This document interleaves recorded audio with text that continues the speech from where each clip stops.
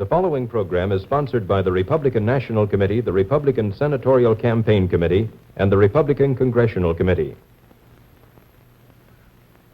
You are about to hear a report from Senator Richard Nixon, nominee for the office of Vice President of the United States. The senator has interrupted his nationwide campaign tour to be with you tonight for this important message. Ladies and gentlemen, Senator Richard Nixon. My fellow Americans, I come before you tonight as a candidate for the vice presidency and as a man whose honesty and integrity has been questioned. Now, the usual political thing to do when charges are made against you is to either ignore them or to deny them without giving details. I believe we've had enough of that in the United States, particularly with the present administration in Washington, D.C. To me, the office of the Vice Presidency of the United States is a great office, and I feel that the people have got to have confidence in the integrity of the men who run for that office and who might obtain it. I have a theory, too, that the best and only answer to a smear or to an honest misunderstanding of the facts is to tell the truth. And that's why I'm here tonight. I want to tell you my side of the case. I'm sure that you have read the charge and you've heard it, that I, Senator Nixon, took $18,000 from a group of my supporters. Now, was that wrong? And let me say that it was wrong. I'm saying, incidentally, that it was wrong, not just illegal, because it isn't a question of whether it was legal or illegal. That isn't enough. The question is, was it morally wrong? I say that it was morally wrong if any of that $18,000 went to Senator Nixon for my personal use. I say that it was morally wrong if it was secretly given and secretly handled. And I say that it was morally wrong if any of the contributors got special favors for the contributions that they made. And now to answer those questions, let me say this. Not 1 cent of the $18,000 or any other money of that type ever went to me for my personal use. Every penny of it was used to pay for political expenses that I did not think should be charged to the taxpayers of the United States. It was not a secret fund. As a matter of fact, when I was on Meet the Press, some of you may have seen it last Sunday, Peter Edson came up to me after the program, and he said, "Dick, what about this fund we hear about?" And I said, "Well, there's no secret about it. Go out and see Dana Smith, who was the administrator of the fund." And I gave him his address. And I said, "You will find that the purpose of the fund simply was to defray political expenses that I did not feel should be charged to the government." And third, let me point out, and I want to make this particularly clear, that no contributor to this fund, no contributor to any of my campaigns, has ever received any consideration that he would not have received as an ordinary constituent. I just don't believe in that. And I can say that never, while I have been in the Senate of the United States, as far as the people that contributed to this fund are concerned, have I made a telephone call for them to an agency, or have I gone down to an agency in their behalf? And the records will show that, the records which are in the hands of the administration. Well, then some of you will say, and rightly, well, what did you use the fund for, Senator? Why did you have to have it? Let me tell you in just a word how a Senate office operates. First of all, a senator gets $15,000 a year in salary. He gets enough money to pay for 1 trip a year, a round trip that is, for himself and his family between his home and Washington, D.C. And then he gets an allowance to handle the people that work in his office, to handle his mail. And the allowance for my state of California is enough to hire 13 people. And let me say, incidentally, that that allowance is not paid to the senator. It's paid directly to the individuals that the senator puts on his payroll. But all of these people and all of these allowances are for strictly official business. Business, for example, when a constituent writes in and wants you to go down to the Veterans Administration and get some information about his GI policy, items of that type, for example. But there are other expenses which are not covered by the government. And I think I can best discuss those expenses by asking you some questions. Do you think that when I or any other senator makes a political speech, has it printed, should charge the printing of that speech and the mailing of that speech to the taxpayers? Do you think, for example, when I or any other senator makes a trip to his home state to make a purely political speech, that the cost of that trip should be charged to the taxpayers?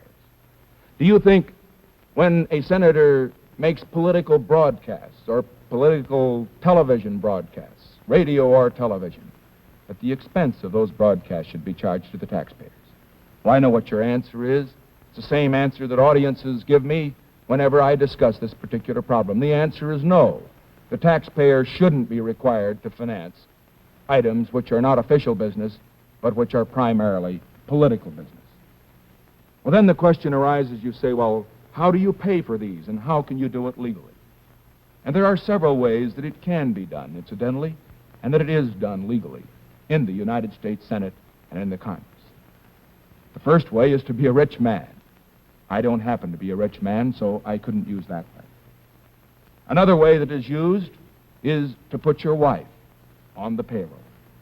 Let me say, incidentally, that my opponent, my opposite number for the vice presidency of the Democratic ticket, does have his wife on the payroll and has had her on his payroll for the past 10 years. Now, just let me say this. That's his business, and I'm not critical of him for doing that. You will have to pass judgment on that particular point. But I have never done that for this reason. I have found that there are so many deserving stenographers and secretaries in Washington that needed the work that I just didn't feel it was right to put my wife on the payroll.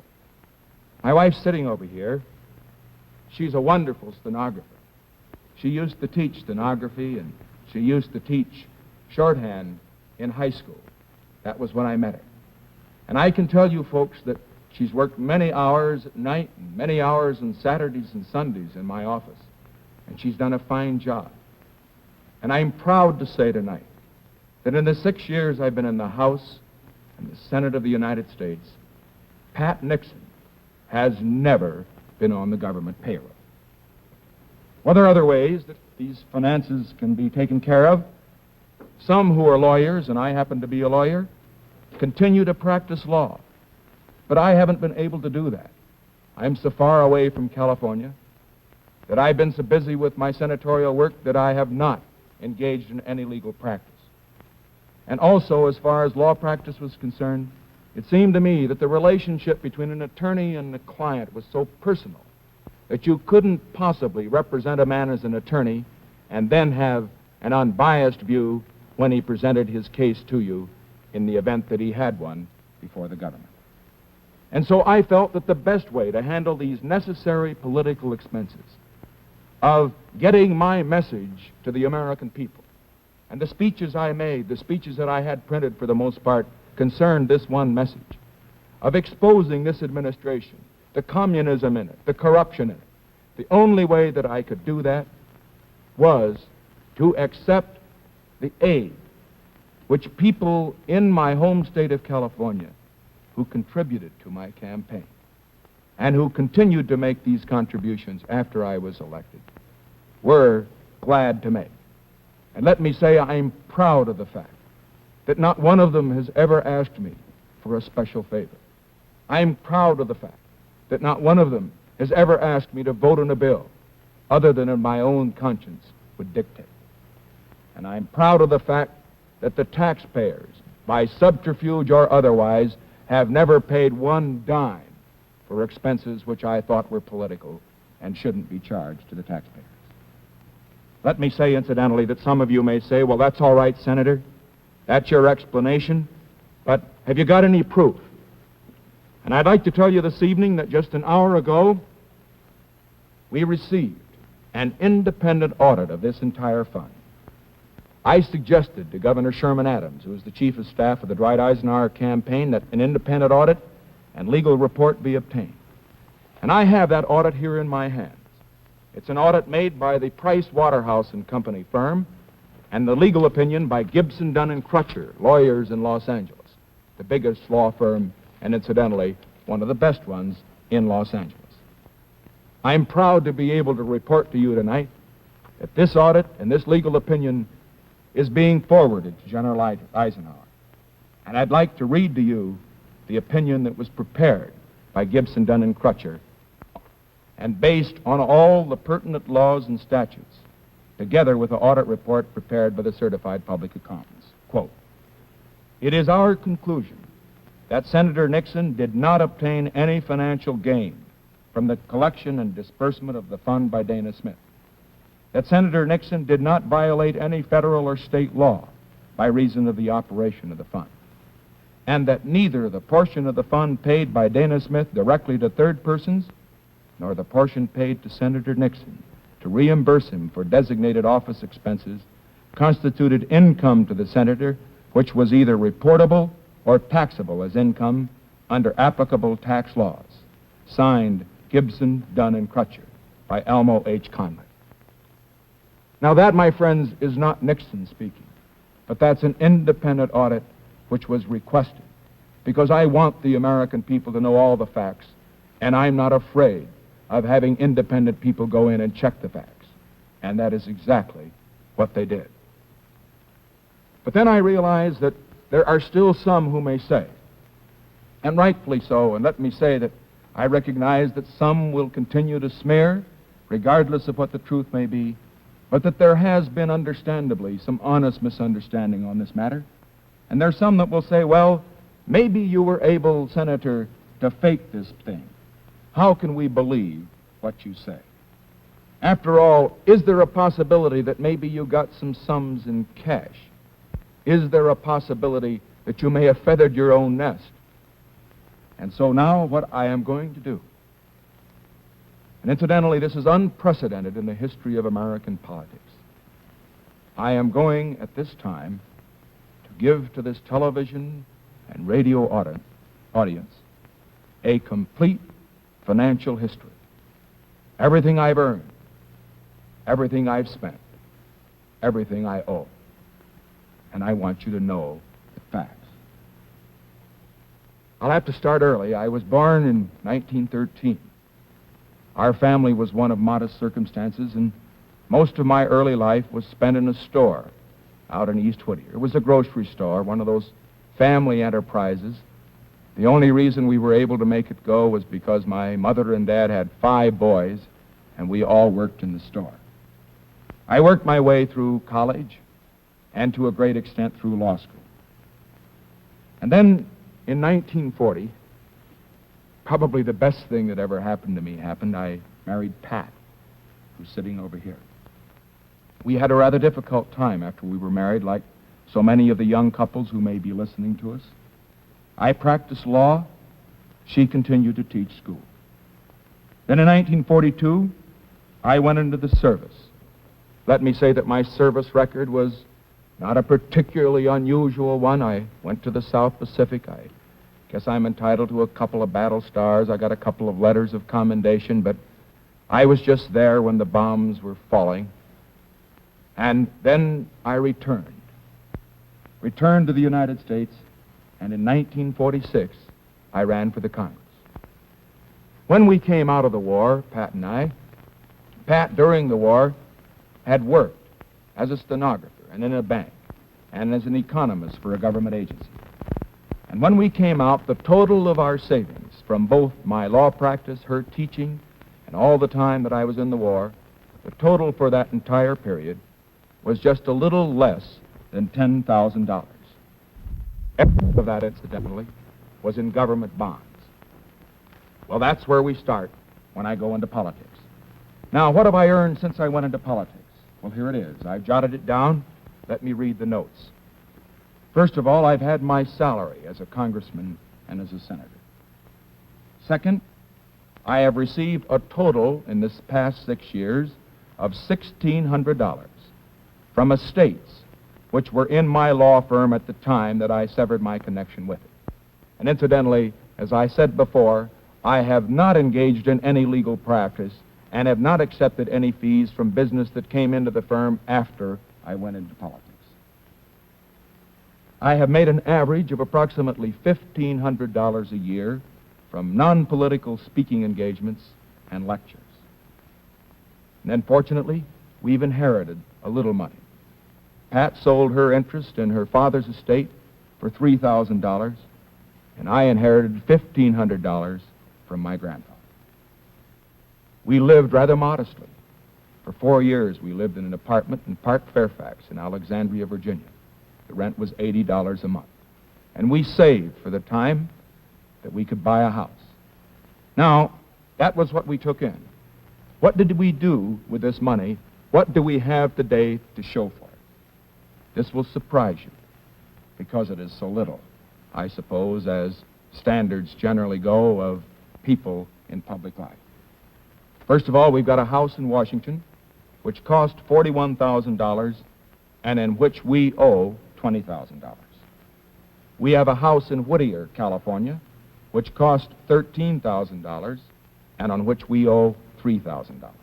My folks are living there at the present time. I have just $4,000 in life insurance, plus my GI policy, which I've never been able to convert and which will run out in 2 years. I have no life insurance whatever on Pat. I have no life insurance on our 2 youngsters, Tricia and Julie. I own a 1950 Oldsmobile car. We have our furniture. We have no stocks and bonds of any type. We have no interest of any kind, direct or indirect, in any business. Now, that's what we have. What do we owe? Well, in addition to the mortgage, the $20,000 mortgage on the house in Washington, the $10,000 one on the house in Whittier, I owe $4,500 to the Riggs Bank in Washington, D.C., with interest at 4.5%. I owe $3,500 to my parents, and the interest on that loan, which I pay regularly because it's the part of the savings they made through the years they were working so hard, I pay regularly 4% interest. And then I have a $500 loan, which I have on my life insurance. Well, that's about it. That's what we have, and that's what we owe. It isn't very much, but Pat and I have the satisfaction that every dime that we've got is honestly ours. I should say this, that Pat doesn't have a mink coat, but she does have a respectable Republican cloth coat. And I always tell her that she'd look good in anything. One other thing I probably should tell you, because if I don't, they'll probably be saying this about me too. We did get something, a gift, after the election. A man down in Texas heard Pat on the radio mention the fact that our 2 youngsters would like to have a dog. And believe it or not, the day before we left on this campaign trip, we got a message from the Union Station in Baltimore saying they had a package for us. We went down to get it. You know what it was? It was a little Cocker Spaniel dog in a crate that he'd sent all the way from Texas. Black and white, spotted. And our little girl, Tricia, the 6-year-old, named it Checkers. And you know, the kids, like all kids, love the dog. And I just want to say this right now, that regardless of what they say about it, we're going to keep him.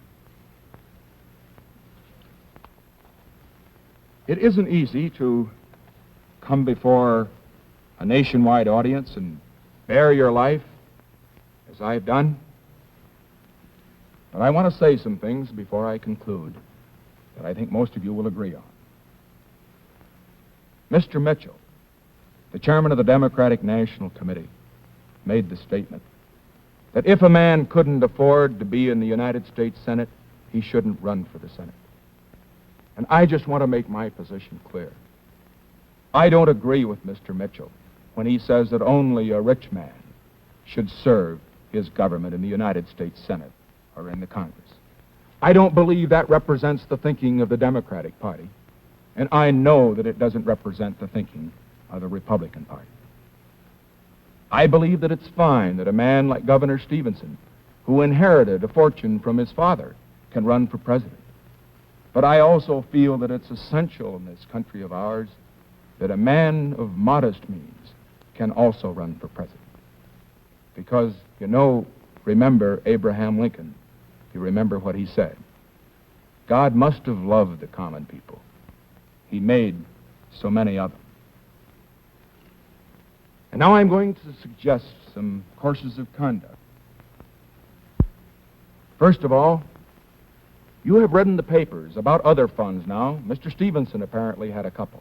One of them in which a group of business people paid and helped to supplement the salaries of state employees. Here is where the money went directly into their pockets.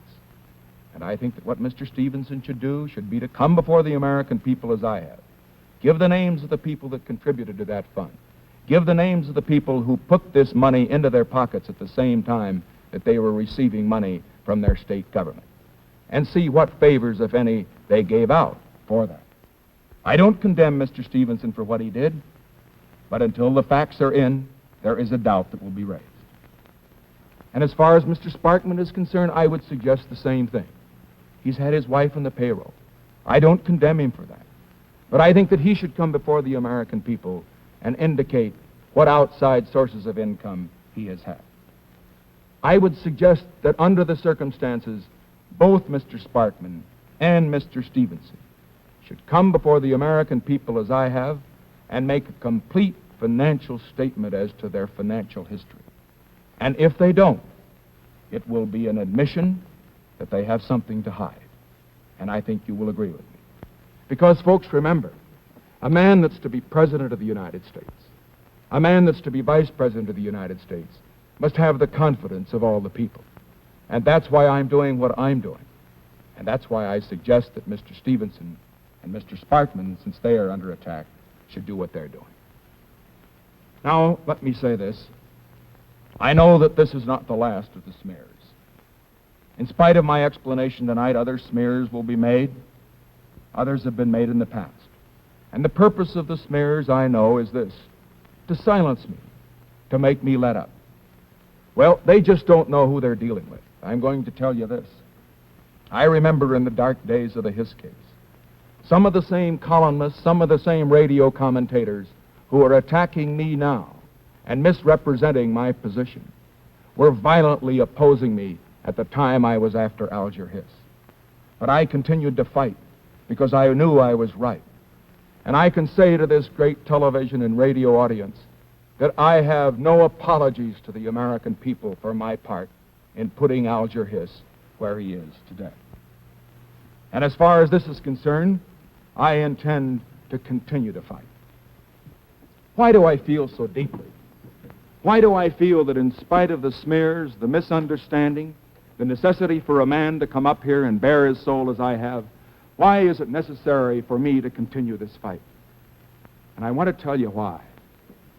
Because, you see, I love my country.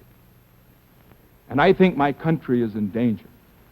And I think the only man that can save America at this time is the man that's running for president on my ticket, Dwight Eisenhower. You say, why do I think it's in danger? And I say, look at the record. 7 years of the Truman-Atchison administration and what's happened. 600 million people lost to the communists. And a war in Korea in which we have lost 117,000 American casualties. And I say to all of you that a policy that results in the loss of 600 million people to the communists and a war which cost us 117,000 American casualties isn't good enough for America. And I say that those in the State Department that made the mistakes which caused that war and which resulted in those losses should be kicked out of the State Department just as fast as we get them out of there. And let me say that I know Mr. Stevenson won't do that because he defends the Truman policy. And I know that Dwight Eisenhower will do that and that he will give America the leadership that it needs. Take the problem of corruption. You read about the mess in Washington. Mr. Stevenson can't clean it up because he was picked by the man, Truman, under whose administration the mess was made. You wouldn't trust the man who made the mess to clean it up. That's Truman. And by the same token, you can't trust the man who was picked by the man that made the mess to clean it up. and that's Stevenson. And so I say, Eisenhower, who owes nothing to Truman, nothing to the big city bosses, he is the man that can clean up the mess in Washington. Take communism. I say that as far as that subject is concerned, the danger is great to America. In the Hiss case, they got the secrets which enabled them to break the American Secret State Department code. They got secrets in the atomic bomb case which enabled them to get the secret of the atomic bomb 5 years before they would have gotten it by their own devices. And I say that any man who called the Alger Hiss case a red herring isn't fit to be President of the United States. I say that a man who, like Mr. Stevenson, has pooh-poohed and ridiculed the communist threat in the United States. He said that they are phantoms among ourselves. He has accused us that have attempted to expose the communists of looking for communists in the Bureau of Fisheries and Wildlife. I say that a man who says that isn't qualified to be President of the United States. And I say that the only man who can lead us in this fight to rid the government of both those who are communists and those who have corrupted this government is Eisenhower. Because Eisenhower, you can be sure, recognizes the problem and he knows how to deal with it. Now let me say that finally this evening, I want to read to you, just briefly, excerpts from a letter which I received. A letter which, after all this is over, no one can take away from us. It reads as follows. Dear Senator Nixon, since I'm only 19 years of age, I can't vote in this presidential election, but believe me, if I could, you and General Eisenhower would certainly get my vote. My husband is in the Fleet Marines in Korea. He's a corpsman on the front lines, and we have a 2-month-old son he's never seen. And I feel confident that with great Americans like you and General Eisenhower in the White House, lonely Americans like myself will be united with their loved ones now in Korea. I only pray to God that you won't be too late. Enclosed is a small check to help you in your campaign. Living on $85 a month, it is all I can afford at present, but let me know what else I can do. Folks, it's a check for $10, and it's one that I will never cash. And just let me say this. We hear a lot about prosperity these days, but I say, why can't we have prosperity built on peace rather than prosperity built on war? Why can't we have prosperity and an honest government in Washington, D.C. at the same time? Believe me, we can. And Eisenhower is the man that can lead this crusade to bring us that kind of prosperity. And now, finally, I know that you wonder whether or not I am going to stay on the Republican ticket or resign. Let me say this. I don't believe that I ought to quit because I'm not a quitter. And incidentally, Pat's not a quitter. After all, her name was Patricia Ryan, and she was born on St. Patrick's Day, and you know the Irish never quit. But the decision, my friends, is not mine. I would do nothing that would harm the possibilities of Dwight Eisenhower to become President of the United States. And for that reason, I am submitting to the Republican National Committee tonight through this television broadcast the decision which it is theirs to make. Let them decide whether my position on the ticket will help or hurt. And I'm going to ask you to help them decide. Wire and write the Republican National Committee whether you think I should stay on or whether I should get off. And whatever their decision is, I will abide by it. But just let me say this last word. Regardless of what happens, I'm going to continue this fight. I'm going to campaign up and down in America until we drive the crooks and the communists and those that defend them out of Washington. And remember, folks, Eisenhower is a great man, believe me. He's a great man. And a vote for Eisenhower is a vote for what's good for America. The Republican Senatorial Committee and the Republican Congressional Committee.